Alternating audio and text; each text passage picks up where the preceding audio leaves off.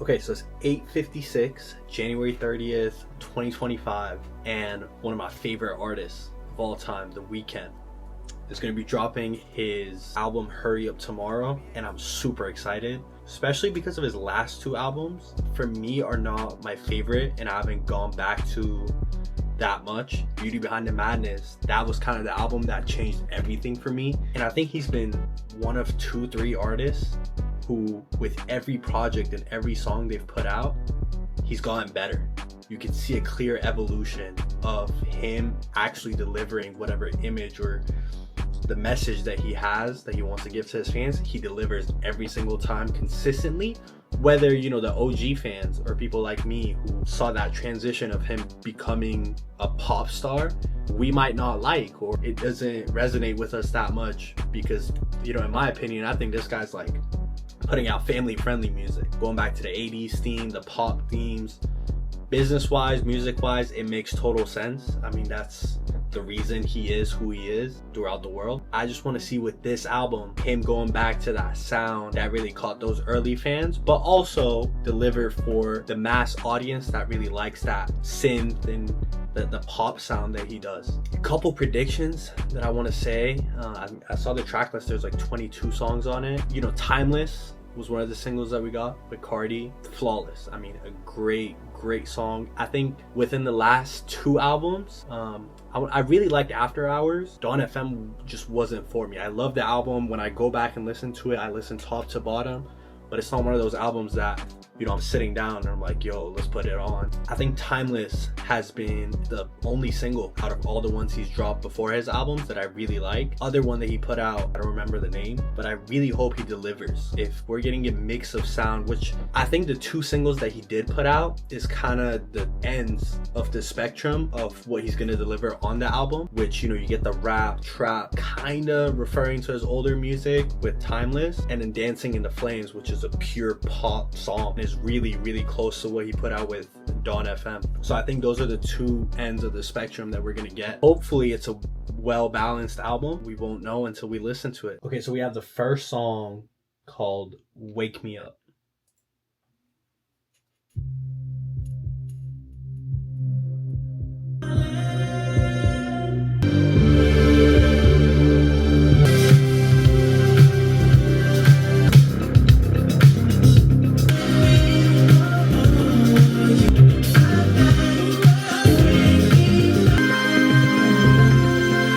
So we're off to a good start.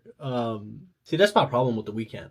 In the past 5-6 years, he delivers like crazy in production. Just the image of that sound, just product that he puts out is flawless. This guy puts effort into his art. Maybe I don't like that art. It's not for me, but he just kills it. This song, dude, the production is crazy. This reminds me of like a Thriller vibe, which you could clearly see that he's going for a Michael Jackson vibe. It's not a copycat. He gets really close to that 80s sound, but he's never a copycat. Right as you're about to say like, yo, this sounds like this song that I heard, or this sounds like what MJ was doing, then he just switches it and it's like, okay, no, this is The Weeknd. So I love this song. Next song is Cry For Me.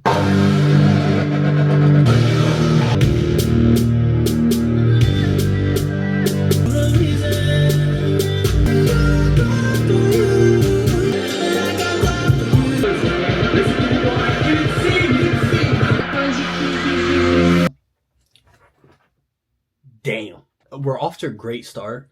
This is a fantastic start. He apparently loves this like Brazilian funk sound. Again, it's his sound. Like Sao Palo was the other song, the other single that he dropped. I didn't listen to it till like 2 months after it came out because I heard snippets and I was like, this is cool, but it's not The Weeknd. And I'll probably, you know, I'll listen to it now. But on that second track, what I loved was he always, for the past 2 albums, he takes other people's sound. Cool. But that's the whole song. So the whole song is a pop song. The whole song is a singing slow song. He switched up on that and he brought a trap production. I don't know who made that beat. Thank you, bro. Thank you. So you used to rap on things like this. You're like a true R&B artist. Okay, we're going to bring back that trap sound. That beat switch was tough. Transition to Sao Palo.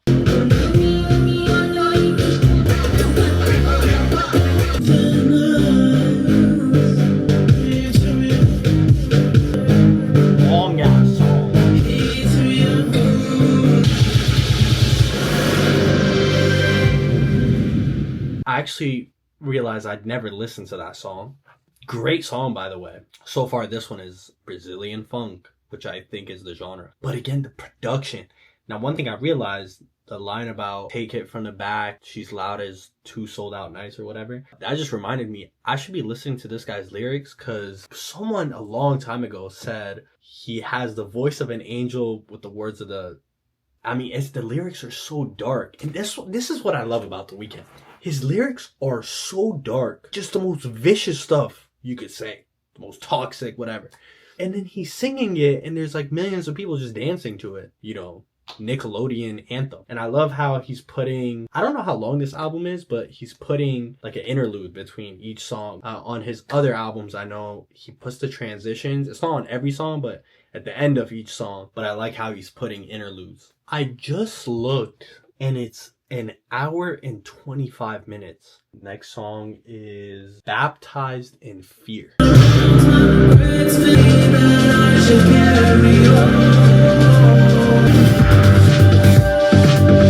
Again, I don't have the lyrics in front of me. I'm not a native English speaker. That kind of sounded like a gospel song, or like, I don't know, maybe it's the title. I like the vibe. It's a slower... Now, to be realistic, you know, people go into albums, the new albums of their favorite artists, and they're always saying like, man, I want the sound of that album from like 12 years ago, or why is this song not like that other slow song? Now, you can't really expect things that an artist did 12 years ago, you know, remotely sound like what they do now. You got to think these people are humans. The evolution of their sound, of course, they're going to be different. People get too repetitive, we blame them. People like him really go far from their original sound, and we're like, man, give me Kissland. He ain't dropping a trilogy. I like that slower sound. The production, again, amazing. I think 2 things that you really can't even listen for to like criticize is his vocal performance and the production of the song as a whole. I don't know the producers, but I'm assuming Mike Dean got to be doing a lot of work on this album. He got great people touching his music. Shout out to Abel for his artistic consistency. This song is called Open Hearts.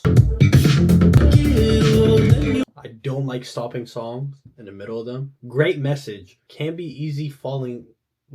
Damn, bro, I got dementia. Can't be easy falling in love again. Facts. Okay, so Open Hearts, not my favorite. Great production. I think In a Vacuum, fantastic song. Really too pop for me. Maybe we're transitioning into like the slower part of this album. Next song, Opening Night.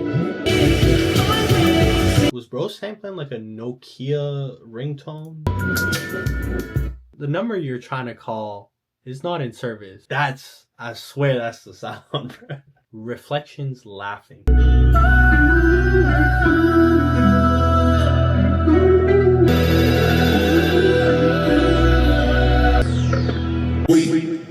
I've been up during state 45 off of safe 5 Chills, bro. Chills. So I'm assuming that was Travis Scott, but bro's left in like slowed in reverb. That was fire. Not gonna lie, that was fire.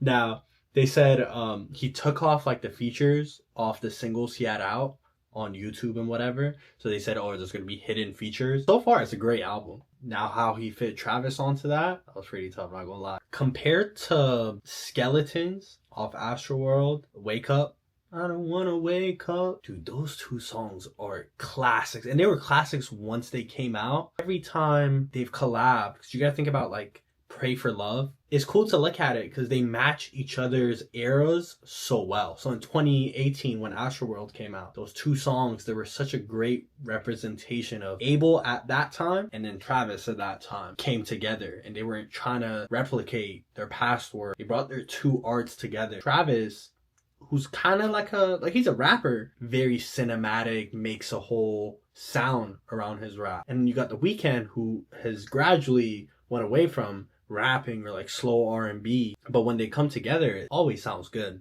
to me. Next one is Enjoy the Show. No matter what I tell them, always locked in. Let me be. Yeah. Feel my face anymore. I can't live without you. I've been going through real drugs. Back can't get my. I feel it inside my dust. Come hit the dust with the name without that cap and His brain can't be unchanged. Cheers.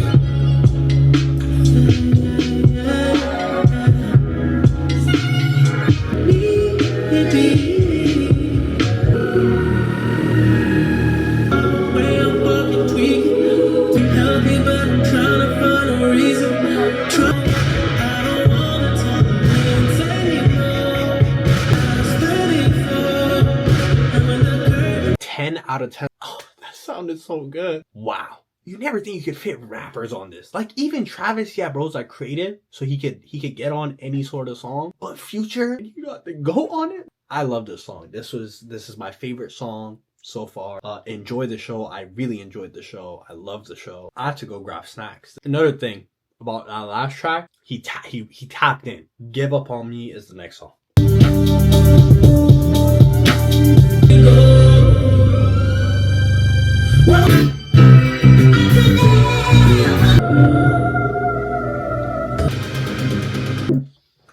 I like that last song. Creative, man.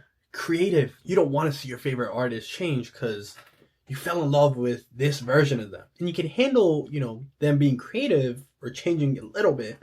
But, they go over there, they experiment, they come back. They put out that sound that you fell in love with. But this guy, man, like I said, I might not agree with it. I might not like it. I might not listen to it that much. I know that the new stuff that he puts out, every time this guy gets creative, it's perfect. Not only is it a step up from his last time that he got creative, but it sounds perfect, But it's just a great piece of music to listen to. This song is called I Can't Wait to Get There. Me neither.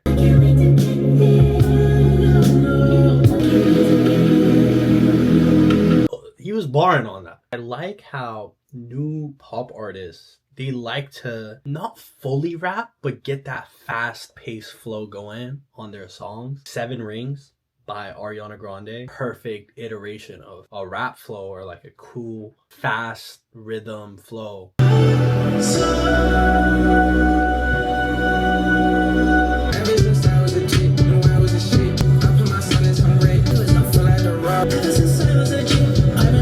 Every time I listen to that song, it gets better. And that's a great compliment to Playboi Carti for him to get on a track like this with amazing production, stick to his art, but still satisfy a huge audience. Shout out to Carti. Next song is called Niagara Falls. Still the kid from the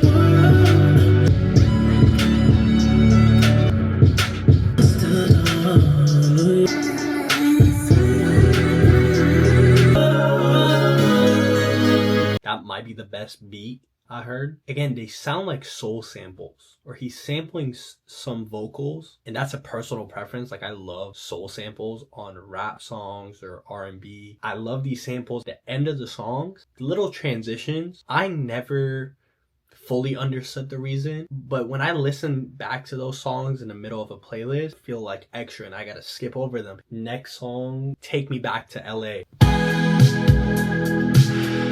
Take me back to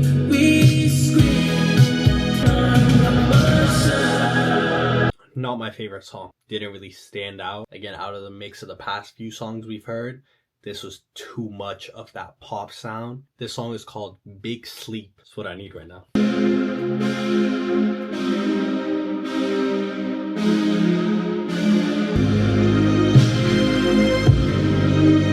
This kind of reminds me of a point where a bunch of artists, they drop their album and then they drop instrumental albums or sped up, nightcore, whatever. This is one of those albums where I think if he does drop an instrumental album, the instrumentals by themselves can be an album by itself. I think these songs in a live performance in a stadium with 70,000 people, singing, or the live performance aspect of this album, his last 2 albums, I think now his catalog as a whole, some great value there. Next song is called Give Me Mercy. Mercy on my soul, fighting for your limitations of my body through abuse. This sounds like it could be on the next Lion King movie. And some of these other songs sound like they could be on GTA 6. The one about LA, bro, make that about Miami and they're gonna put you in GTA 6. If Universal or Disney or whatever puts this song on a Lion King or animation, I need a cut. Next song is called Drive. It's something I do, but I'm not good at.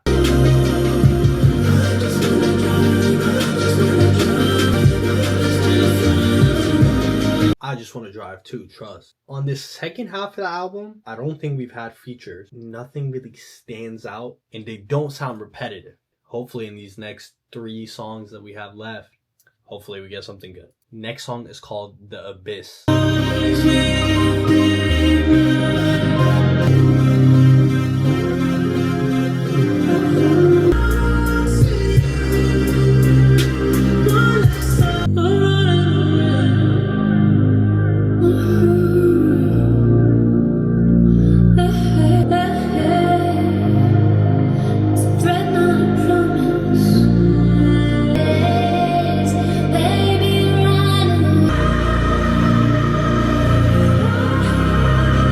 I think that was Lana Del Rey. Great choice, great throwback. She always delivers. This lady's amazing. I don't even know what genre she does. From what I've heard, the genre is her. She is the genre. Amazing choice of a feature, amazing song. He sounds like he's seeking forgiveness for all the stuff he said like 10 years ago. If I was him, I would ask for forgiveness too. Ain't no way I lived that life, said all those things, and can just be chilling for the rest of my life. Next song is called Red Terror. From the first 2 seconds that I've heard, I think this was on the little teaser he put out like yesterday.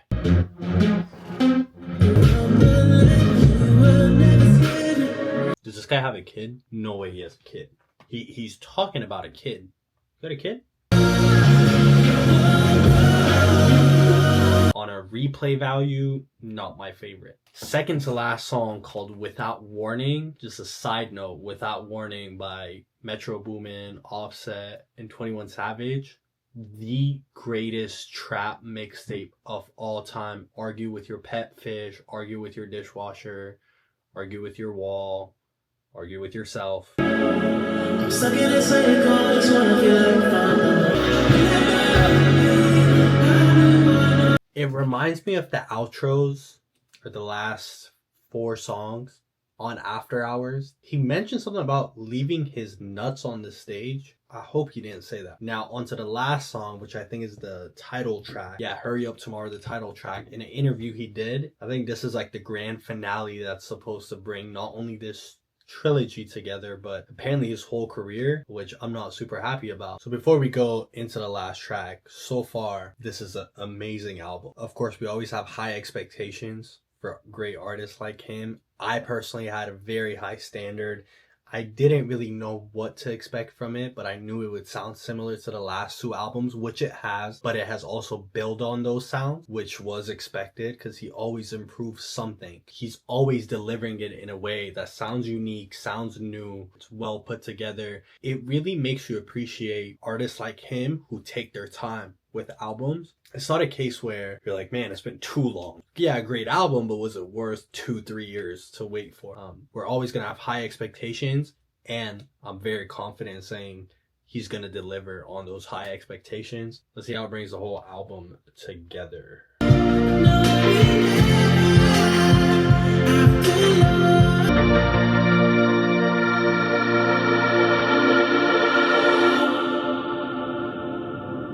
This guy with the title tracks, man. After Hours, the song, when it first came out, because it was I think it was the last single. When that song came out, it was right before COVID. But this song really reminds me of After Hours. You could really feel this song really means something to him. So, I love this album. It's a great album. I'll definitely go back and listen to some of my favorite songs, the one with Future and the one with Lana Del Rey. I really like those. I think the first half or quarter of the album was very high energy, but sonically I like how the album sounds very consistent. The second half, which I said reminded me of the end of After Hours, I think it's good that he didn't recruit a lot of people to help him on that. And again, I think once the lyrics come out, for me it's easier to go read the lyrics once I'm listening to the song to really understand what the message is. I'm not great at initially like picking out lines and stuff. I can bet you he has great lines in there. I even heard some of them now. I know they're gonna be amazing. I know we're getting a tour out. I know this album is gonna hit different live. Can't wait to see it. If I was to give it a score, I think the album cover was terrible. I hate this album cover. You gotta change it, man. I think the length of the album was way longer than what we're used to, and I think he did a great job with the length of the album. It really didn't feel like an hour 25, but again, it's very cinematic. It's like a movie. To finally give it a score, off the first listen, I think I'll give it an 8.5 out of 10. Hopefully we get some music videos for some of these songs. I know there's also a movie coming out. Shout out to Abel. I love seeing artists stay creative, set high standards, deliver on those high standards, be dedicated to their art, and really respect their fans and deliver. And as a long time EXO, I could say thank you. Like, man, I love doing this review. We're gonna do it for other albums, and I'll see you back.